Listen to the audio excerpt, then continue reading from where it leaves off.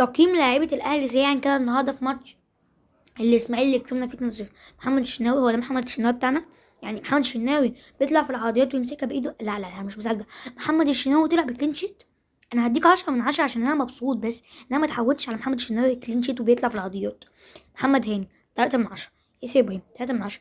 يا ياسين معي رجوله ومهاجم مش مدافع. اديك يا عم 8 ونص، 9 من 10.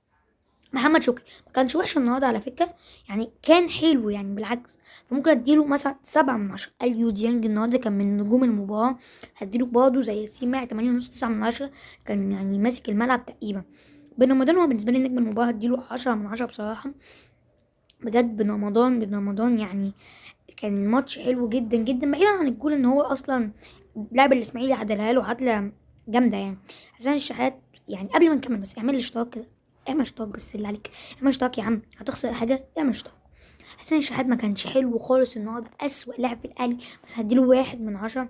بن شرقي كان ما كان يعني كان حلو، 7 من 10. طاهر، يا ابني حل بقى عن النادي الاهلي بقى. يا ابني بقى هو كان احسن من حسين الشحات، بس انا مش فاهم المدربين بتحبوا فيك ايه يعني. انا هديك سالب 19 مع انك كنت بس النهارده تستاهل 3 4 يعني، بس يا ابني كفايه، يا ابني كفايه حبيبي كفايه. كوميش، لا ما عنديش مهاجم يا صاحبي. انا ما عنديش مهاجم من ساعه وسام يا صاحبي. كوميش لا، ما فيش. سلام يا عم.